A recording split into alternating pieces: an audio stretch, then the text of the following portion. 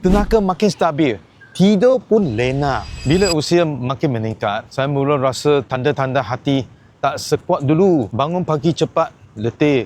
Perut rasa tak selesa, kulit makin kusam. Itu semua buat saya rasa risau. Saya tahu kalau tak jaga awal, benda macam ni boleh jadi makin teruk. Saya mula cari suplemen yang betul-betul boleh bantu cegah masalah hati sebelum melarat. Saya baca banyak info, cari banyak pilihan. Sampai satu hari, saya terjumpa Totoman Liverin.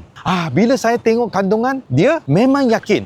Ada milk thistle, ganoderma, dandelion, semua bahan yang terkenal membantu detox, kuatkan fungsi hati, pulihkan badan dari dalam. Jadi saya pun cuba amalkan Liveron ini. Dah rasa hari demi hari saya rasa perubahan, badan lebih ringan, tenaga makin stabil, tidur pun lena. Rasa macam kesihatan saya perlahan-perlahan kembali balik. Kalau anda pun rasa tanda-tanda macam saya dulu, jangan tunggu sampai teruk. Liveron memang banyak bantu saya.